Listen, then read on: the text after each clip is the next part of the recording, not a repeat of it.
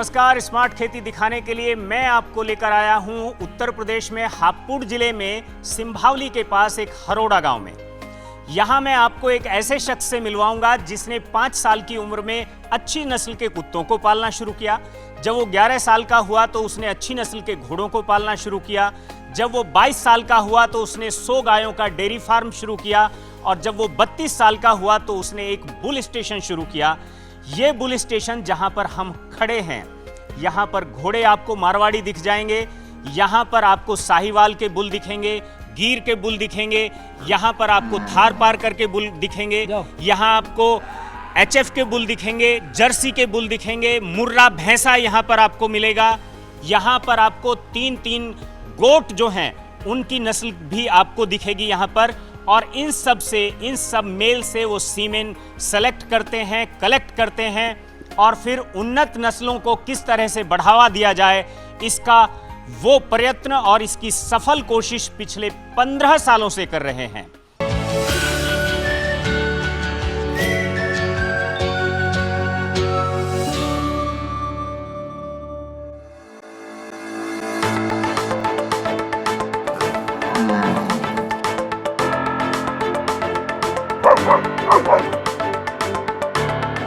राजीव चौधरी हमारे साथ हैं।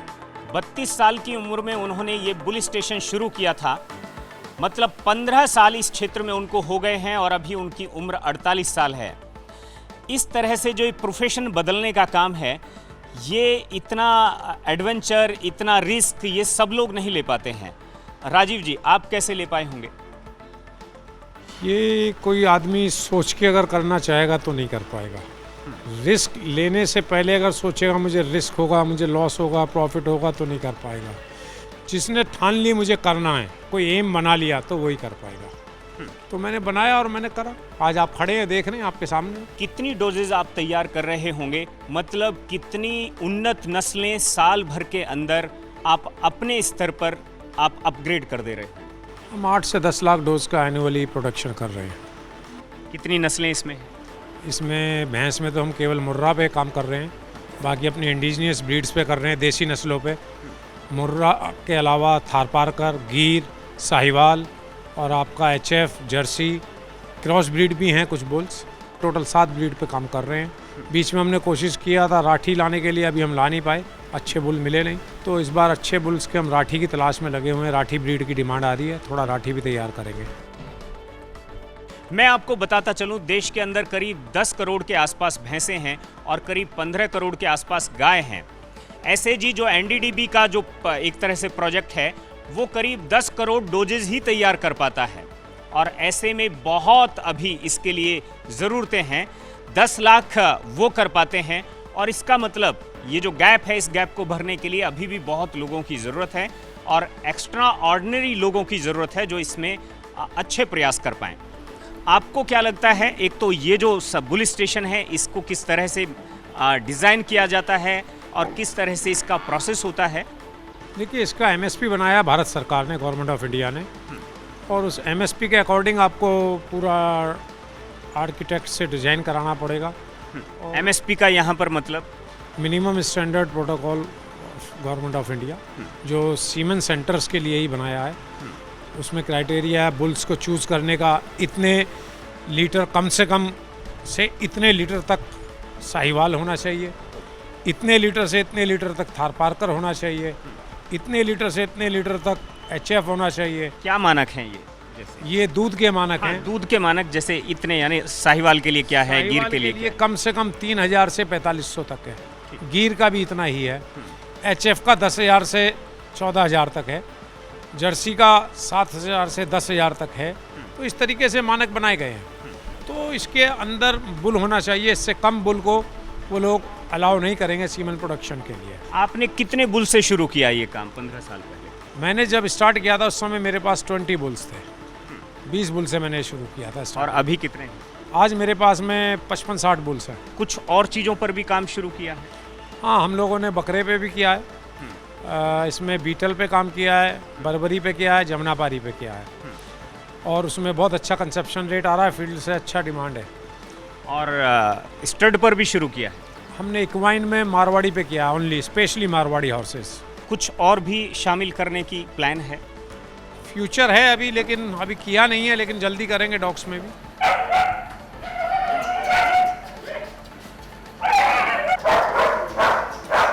जो राजीव हैं वो जर्मन शेफर्ड के मास्टर माने जाते हैं हिंदुस्तान में, और उनकी जो नर्सरी है उसको भी हम आपको दिखाएंगे।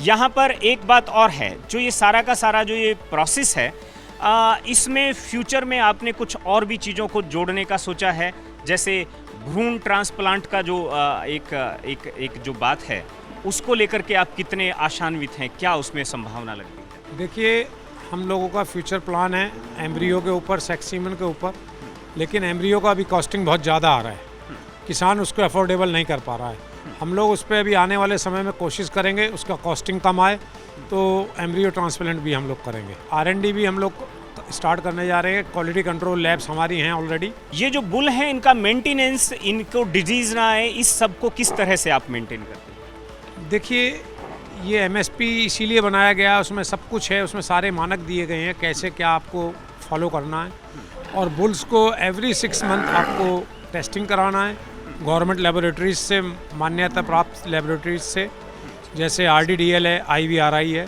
इज्जत नगर बरेली। और कोई भी आप एनिमल लाते हैं उसको पहले आप मिनिमम 60 डेज़ क्वारंटाइन करें, वहाँ उसका सारा वैक्सीनेशन, सारे टेस्टिंग, डिजीज़ स्टेटस सारा क्लियर करें। उसके बाद जब सब नेगेटिव है और आपका पूरा कंप्लीट कोर्स हो जाता है वैक्सीन का और सारा, उसके बाद आप उसको शिफ्ट कर सकते हैं पुलिस स्टेशन में। आपने कहा कि आप 10 लाख करीब डोज निकाल लेते हैं, पर डोज आपका कितने पैसे में चला जाता है? हम लोग बहुत नॉमिनल चार्जेस में सीमेन सेल कर रहे हैं, जैसे 12 रुपये से 15 रुपये तक हम लोग सीमेन सेल कर रहे हैं। अगर मैं इस गणित को अपने दर्शकों को बताना चाहूँ तो आपको थोड़ा सा ज़्यादा उत्साह आ सकता है। अगर आप 15 रुपया पकड़ कर चलते हैं तो 10 लाख डोजेज जो हैं ये 15 करोड़ की सीधे हो जाती हैं।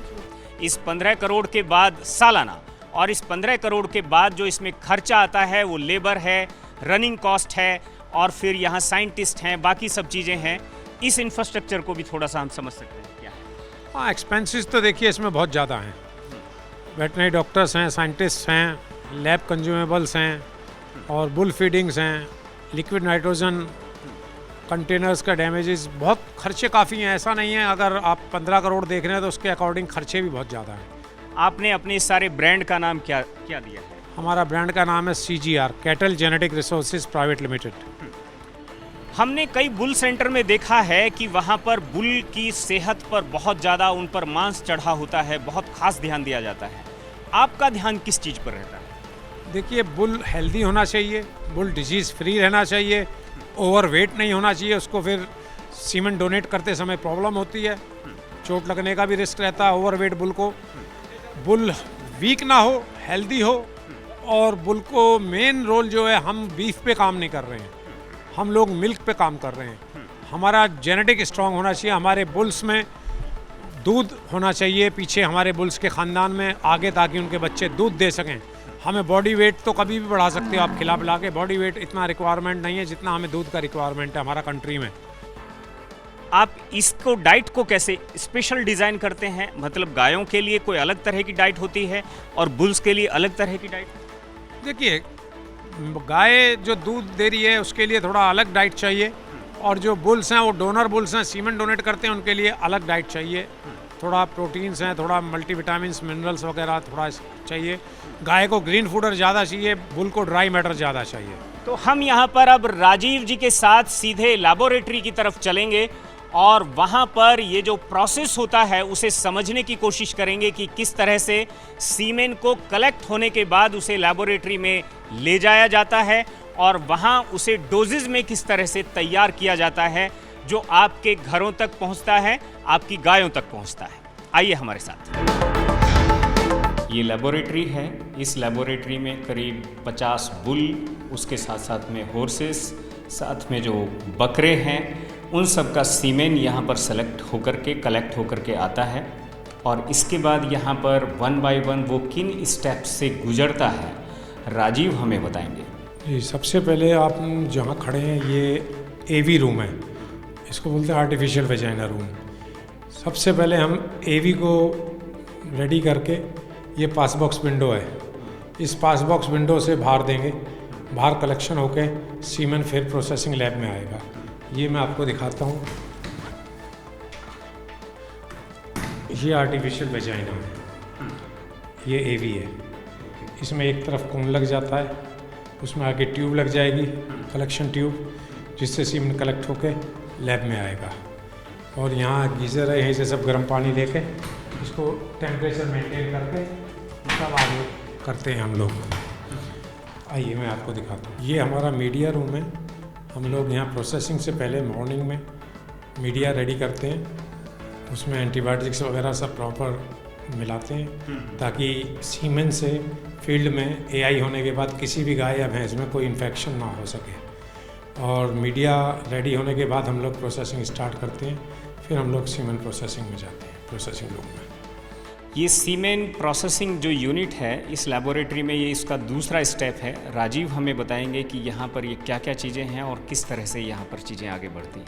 जी देखिए, ये पास बॉक्स विंडो है, सीमेंट कलेक्शन बाहर होने के बाद में पास बॉक्स से अंदर आएगा। उसके बाद हम ये वाटर बाथ में रखेंगे, वाटर बाथ के बाद हम माइक्रोस्कोप पे चेक करेंगे, माइक्रोस्कोप के बाद हम यहाँ फोटोमीटर चेक करेंगे, ऑटोमेटिक डाइल्यूटर से डाइल्यूट करेंगे, यहाँ सीलिंग फिलिंग करेंगे। उसके बाद हम उधर रैकिंग के लिए स्ट्रॉज ले जाएंगे। ये स्ट्रॉ हैं जो आपका सीमेंट फिल होगा इसमें। ये प्रिंटिंग है इसके ऊपर में, सीमेंट के सेंटर का नाम है, ब्रीड है 100% है या क्रॉस ब्रीड है। उसके बाद में बुल का नाम है, उसके बाद में बैच नंबर है, उसके बाद में आपका एजुकुलेट नंबर आएगा 1 या 2, उसके बाद में बार कोड आएगा। उसके बाद इसमें सीमेंट फिल होगा, सीलिंग होगा, फिर ये रैकिंग के लिए उधर जाएगा। मतलब ये एक तरह से हिस्ट्री है। जब आप अपनी गाय को प्रेगनेंसी जब आती है और जब आप उसको एआई कराते हैं, तो तब आपको ये पढ़ कर के इसी तरह से आपको देखना ये चाहिए किस ब्रांड का है, 100% है या साथ में वो साहीवाल है, उसकी ब्रीड क्या है, उसका बैच नंबर क्या है। तो कई बार बुल को उसके नंबर से पहचाना जाता है, उसके रिजल्ट से पहचाना जाता है।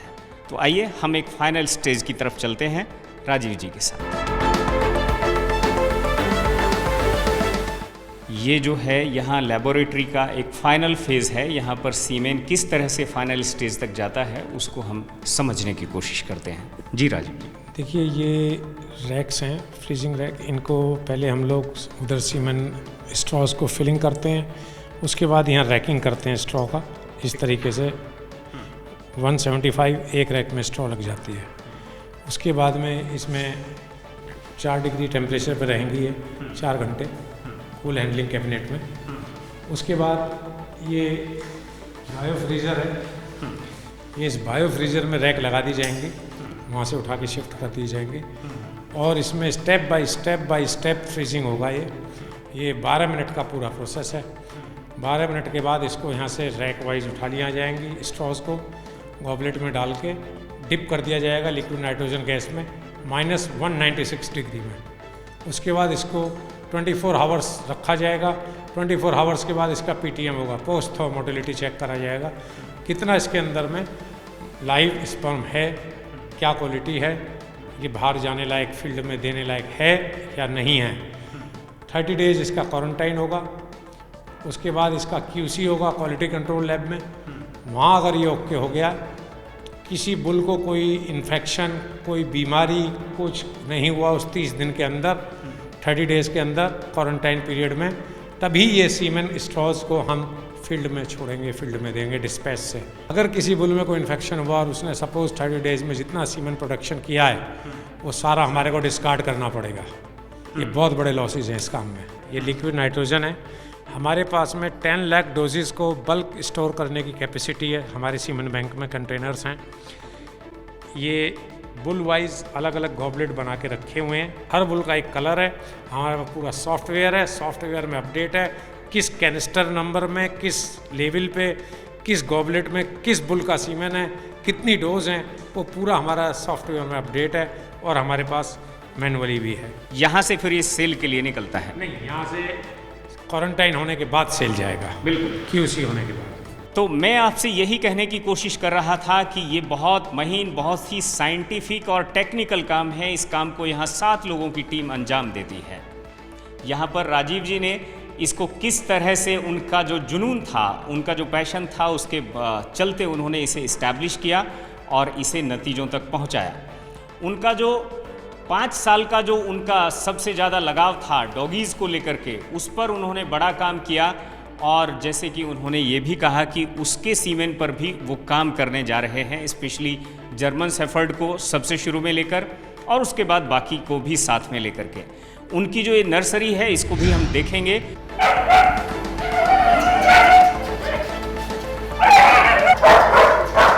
जो डॉग ब्रीडिंग है उसको क्या आज का युवा कैसे अडॉप्ट कर सकता है, और ख़ास तौर पर जर्मन शेफर्ड ही उन्होंने क्यों चुना, ये सारी बातें हम राजीव जी से जानने की कोशिश करेंगे। देखिए, जर्मन शेफर्ड एक ऐसी ब्रीड है, अगर आपने एक बार लाइफ में पाल लिया तो आप दूसरे डॉग को कभी पालने का विचार नहीं करेंगे, क्योंकि ये बहुत ही इंटेलिजेंट और बहुत ही खूबसूरत, बहुत ही समझदार ब्रीड है। और इसको पालने का मतलब समझ लीजिए कि आपने एक रॉबर्ट को पाल लिया। आपको मुंह से नहीं बोलना, आँख का इशारा आपका ये डॉग समझेगा। बाकी कोई ब्रीड इतनी इंटेलिजेंट नहीं है आपके आइज़ का इशारे को कैच कर सके। जर्मन शेफर्ड एक ऐसी ब्रीड है, ये बहुत ही सिस्टमेटिकली ब्रीडिंग प्रोग्राम है। इसमें जर्मन्स बहुत साल से रिसर्च करते करते आ रहे हैं, बहुत बड़ा उन्होंने काम किया है इस ब्रीड के ऊपर। आपको पुराने फ़ोटोज़ आप जाएँ यूट्यूब पे कहीं भी 1950 के, 64 के, 70 के सीगर्स को आप देखेंगे, और अब 2021-22 20 के वर्ल्ड सीगर्स को आप देखेंगे। जो ये जर्मनी में डॉग टॉप वर्ल्ड का नंबर 1 डॉग होता है, उसको वर्ल्ड सीगर बोलते हैं। तो ये खुद बहुत अच्छा डॉग रहा है, अच्छे प्लेसमेंट्स पे इसकी यहाँ भी अच्छी विनिंग्स रही हैं, और ये बहुत अच्छा प्रोड्यूस कर रहा है। अभी आपने इसके पपीज़ देखे तो आपने देखा होगा, जैसे सिस्टमेटिक ब्रीडिंग जो मैं बोल रहा हूँ, एक तरह की क्लोनिंग है। जैसे आपने देखा कि सब बच्चे सिमिलर एक टाइप में दिखाई दे रहे हैं, एक क्लोनिंग किसी ने कर दिया हो, पहचानना भी मुश्किल हो जाएगा। ये एक सिस्टमेटिकली ब्रीडिंग प्रोग्राम का एक पार्ट है। ये अगर आप कर रहे हैं और आप सिस्टम के साथ चल रहे हैं तो आप इसको अडॉप्ट कर सकते हैं और आगे जा सकते हैं। आपका फ्यूचर बहुत ब्राइट है इसमें। एक डॉग जो है अपनी एज में, अगर आप उससे ब्रीडिंग पर्पस से उसको यूज़ कर रहे हैं, आप उसका उपयोग कर रहे हैं, तो एक सीजन में या एक साल में वो आपको अगर वो सर्विस दे रहा है तो इकोनॉमिकली वो कितना वायबल हो सकता है? देखिए, मेल डॉग को सर्विस देने में कोई प्रॉब्लम नहीं है। मेल डॉग महीने का 4-5 स्टड भी दे सकता है, कोई आपको प्रॉब्लम नहीं है। फीमेल से लोग पपी मील बना देते हैं, जो आजकल हर जगह हो रहा है, जिस वजह से लोग क्वालिटी भी ख़राब कर रहे हैं और इतना ओवर ब्रीडिंग करते हैं। फिर लोग कहते हैं पपीज़ हमारे सेल नहीं होते। साल में एक बार करें। मैं तो अपनी फीमेल्स को पूरी लाइफ में 2 या 3 बार ब्रीड करता हूँ। मैं बड़ा सिस्टमेटिकली और बड़ा लिमिटेड ब्रीड करता हूँ। मैं एक फीमेल से 2 लीटर, मैक्सिमम 3 लीटर, इससे ज़्यादा मैं लाइफ में फीमेल से बच्चे नहीं लेता। और उसमें बच्चे भी हेल्दी रहते हैं, फीमेल्स भी हेल्दी रहती हैं, और कोई क्रूअल्टी भी नहीं होती पपीज़ के या मदर के साथ। पपीज़ को कॉस्टली सेल करो, क्वालिटी ब्रीड करो, क्वांटिटी ब्रीड मत करो। आपके टोरो को हम देख रहे हैं आपके पास में, अगर एक मैटिंग इसकी आज की डेट में होती है तो उसका चार्जेस आपका क्या रहता होगा? देखिए, टोरो का चार्जेस हम लोग अभी तक ले रहे थे 2 लाख रुपीज़, लेकिन अभी लोगों का बहुत डिमांड, बहुत रिक्वेस्ट के ऊपर लोगों ने कहा हम भी यूज़ करना चाहते हैं, हमारी बजट से, पावर से बाहर है, हम लोग नहीं कर पा रहे हैं, आप इसको रिड्यूस कर दीजिए, 1 लाख कर दीजिए। हमने इसको घटा के 1 लाख कर दिया। खेती में भी अच्छा बीज इस्तेमाल करें, और ये जो पेस्टिसाइड्स यूज़ कर रहे हैं ये बंद करें, जैविक पे आएँ, उनको फसल में भी ज़्यादा उत्पाद मिलेगा। और लाइव स्टॉक में भी अच्छा ब्रीड में भी अच्छी ब्रीडिंग करें, क्वांटिटी ना करें, क्वालिटी करें, उनको बेनिफिट मिलेगा, मुंह मांगा पैसा मिलेगा। बिल्कुल। और कुल मिलाकर यही है कि आप अगर क्वालिटी पर जाते हैं तो निश्चित तौर पर कदरदान बहुत है। दरअसल ये अनुभव की विरासत है, जिस अनुभव को आपने राजीव जी के अंदर देखा, लेकिन इस सब के पीछे उनकी जो प्रेरणा है वो उनके पिताजी भी रहे हैं, डॉक्टर कृष्णवीर चौधरी। आप सब जानते हैं, भारत सरकार में वो एमएसपी और जैविक कृषि को लेकर जो बनी हुई कमेटी है, उस कमेटी के सदस्य हैं। आपका बहुत बहुत स्वागत है संसद टीवी में। और हम ये भी जानना चाहेंगे कि खास तौर पर जो ब्रीडिंग का फील्ड है, इसमें चुनौतियां कहां पर आ रही हैं। आय बढ़ाने की जब हम बात करते हैं किसानों की, तो आय बढ़ाने के लिए तो हमें पशु नस्ल सुधार कार्यक्रम करना सबसे बड़ी आवश्यकता है, तभी दूध का उत्पादन बढ़ेगा। इसमें बहुत साधारण बात है कि जो बुल होता है या मुर्रा भैंसा हमारे यहाँ है, उसको 100% और गाय और भैंस को 50%, 150% को 2 से भाग दे दीजिए, 75% होता है। इसका मतलब ये है कि यदि पहली गाय जो 10 लीटर दूध देती है और जिस बुल का सीमेन प्रयोग किया गया है, अगर वो 30 लीटर या 25 लीटर का है, तो 20 और 25 लीटर और 30 लीटर को जोड़ेंगे आप पहले, या अगर 10 लीटर भी है, हम अनुभव हमारा बहुत खराब रहा है, राजस्थान से लेकर उत्तराखंड तक अगर हम देखें तो 8-8, 7-7, 6-6 लीटर दूध देती हैं। उसको हमें बढ़ाना है। जब दूध की उत्पादन बढ़ेगा तो किसान की आमदनी बढ़ेगी। यदि प्रतिदिन एक पशु ने 2 लीटर दूध भी उत्पादकता बढ़ गई, तो आप ये समझ लीजिए कि कम से कम किसान को 60 रुपये रोजाना का जो है लाभ होगा, और महीने में 1800 रुपये होता है, और साल को आप जोड़ लीजिए। एक बात जो अहम सवाल है आज की हमारी इस सारे के सारे कार्यक्रम में, वो ये है कि जो ब्रीडिंग है उसमें किसी तरह की कोई डुप्लीकेसी तो नहीं है। एसएजी है, एनडीडीबी का या फिर आपका जो ये सारा का सारा प्रयास है, कहीं इसमें कुछ लोग कॉपी तो नहीं कर रहे हैं, इसको भी समझने की जरूरत है। आज यही सबसे बड़ी सरकार की जिम्मेदारी हो गई है। ये पूरे क्षेत्र के अंदर, क्योंकि ज़्यादा शिक्षा तो है नहीं इन लोगों की, क्षेत्र में जो काम कर रहे हैं उसमें डुप्लीकेसी बहुत है। एनडीडीबी का सीमेन आप देख लीजिए, पूरा नकली भरा जा रहा है। हमारा इसका जो सीजीआर का है, ये नकली लोग भर रहे हैं, बैफ का नकली भर रहे हैं, तमाम ये जो भरा हुआ, इसमें सरकार को अंकुश लगाना होगा, तभी सुधार होगा। आप तो सस्ते रेट पर दे रहे हैं, 15 रुपए में एक स्ट्रॉ दे रहे हैं। किसान के यहाँ पर अगर आप जाइए तो कम से कम 100 रुपया या 200 रुपया, शहरों में कई बार उससे भी ज़्यादा पैसा ले लिया जाता है। 15 रुपये में क्या दिक्कत आ रही है उनको लेने में? जो पैरावेट है, जिसको ये ट्रेडर सप्लाई करते हैं, सप्लायर हैं, सारा धांधली और सारा चोर बाजारी उस लेवल पर है। आपको क्या ये नहीं लगता है कि अगर पैरावेट हैं या बीच में जो ट्रेडर हैं, अगर वो कहीं ना कहीं धांधली कर रहे हैं, अगर वो डुप्लीकेसी कर रहे हैं, तो ये एक तरह से पूरे देश का जो दुग्ध उत्पादन है, नस्लों का जो एक तरह से उन्नतीकरण है, उस सब पर एक तरह से ब्रेक है। और अगर ब्रेक लगता है तो ये तो देश के खिलाफ भी एक तरह का अपराध हुआ ना।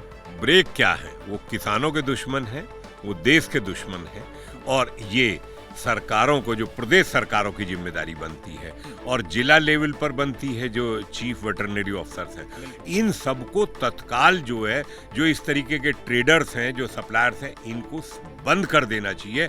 जब तक इनको खिलाफ कार्रवाई, सख्त कार्रवाई करनी चाहिए, तभी पशु नस्ल सुधार कार्यक्रम का जो उद्देश्य है सरकार का, वो तभी पूरा होगा, तभी किसान का दूध का उत्पादन बढ़ेगा, और तभी आर्थिक रूप से किसान मजबूत होगा। बिल्कुल, शुक्रिया। यहाँ पर एक बात जो है वो समझने की है, और शायद वो समझने की किसानों से ज़्यादा उन पैरावेट्स को है जो एआई करते हैं या जिनसे वो डोजेस खरीदते हैं।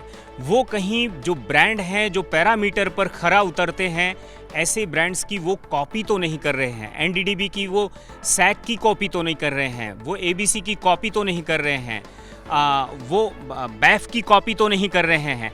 ये हमें सब देखना पड़ेगा, और उन्हें ये देखते समय, करते समय ये भी ख्याल रखना पड़ेगा कि उनके इस काम को करने से देश में दूध का उत्पादन कम होता है, देश में उन्नत किस्म के जो बछड़े बछड़ियां हैं उनका जन्म होना बंद होता है, और कहीं ना कहीं इसका पूरी की पूरी अर्थव्यवस्था पर असर पड़ता है। वो ऐसे कि जब देश आज़ाद हुआ था तो देश में सिर्फ 1.7 करोड़ टन दूध का उत्पादन होता था। आज इसी तरह के प्रयासों से 17 करोड़ टन दूध का उत्पादन होता है। और अगर आप कॉपी करना बिल्कुल बंद कर देते हैं, अगर आप नकली सीमेन देना बंद कर देते हैं, तो ये दुनिया में और भी आगे जा सकता है, और भारत जो है श्वेत क्रांति में हमेशा हमेशा के लिए अपना झंडा बुलंद करके रख सकता है। यहाँ राजीव का राज्य चलता है और यहाँ पर उनके राज में चाहे वो बुल हो, चाहे वो घोड़ा हो, चाहे वो बकरे हों, वो सब लैविश लाइफ जीते हैं यहाँ पर। और ये सब जो नस्लें हैं उनको उन्नत करने में ये लगे हुए हैं। भैंस है, गाय है, उसके लिए 15 रुपये में सीमेन यहाँ से दे दिया जाता है। यहाँ बकरे हैं 3-3 नस्ल के, 20 रुपये में उनका सीमेन दे दिया जाता है। यहाँ पर जो घोड़े हैं ये अफलातून हैं मारवाड़ी, 8 से 10 हज़ार रुपये में सीमेन दे दिया जाता है। ये सफ़र है जो जारी है लगातार कामयाबी की तरफ, और उन्होंने अपने इस क्षेत्र में भी झंडा गाड़ा है। अगर आपने भी कोई पहल की है, आपने भी कोई इनोवेटिव आइडिया को आगे बढ़ाया है अपनी खेती के साथ में, तो हमें ज़रूर बताइए। हम आएंगे आपके यहाँ तक और दुनिया को दिखाएंगे आपकी स्मार्ट खेती।